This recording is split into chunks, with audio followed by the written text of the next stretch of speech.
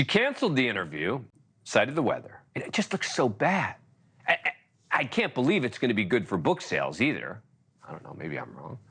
Joining me now is Ben Gleib, stand-up comedian who's not afraid to talk about politics on either side. Ben, thanks for coming on the program. Appreciate it. I mean, it seems that she's kind of the gift that keeps on giving, at least on the comedic side. That's not wrong, and I was almost late to this interview because I just had a great one-on-one with Kim Jong Un. I may have. It's hard to know for sure, and I won't talk about it.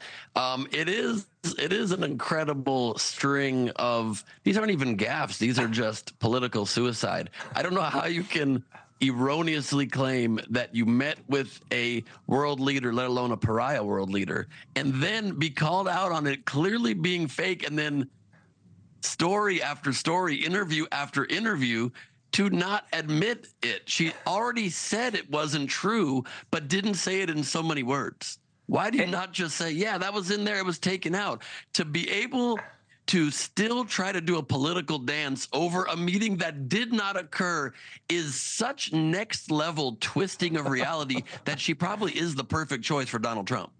Well, let me play a piece of sound from Elizabeth Vargas's interview here on NewsNation on this issue of Kim Jong Un. This is number 4.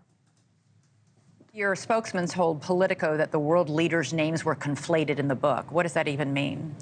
What it means is that I've met with many world leaders, many of them. Did you meet with Kim Jong Un? Some of them are in the book, and some of them are not in the book. And that when this was brought to my attention, I immediately took actions and asked to have his name removed. But why did you remove it? Is it because it's untrue, that passage? No, this is something that I think is, I'm not going to talk about. I don't talk about personal meetings with world leaders, and I'm going to continue to stay there. Not even totally sure I understand what the answer is there. I don't understand the answer either. Nobody does or can, but at least she won't talk about it, which is good. I don't understand how she doesn't even realize the major problem with her cover story there is that it makes it infinitely more shady.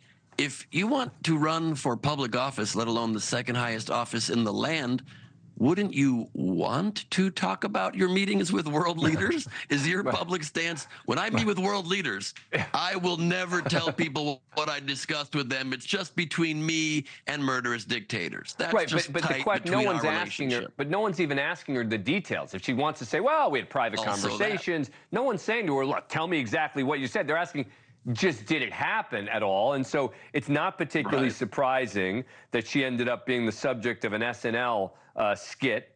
Thank you for watching. Go to newsnationnow.com to find NewsNation on your cable provider. And don't forget to click the red subscribe button below to get more of NewsNation's fact-driven, unbiased coverage.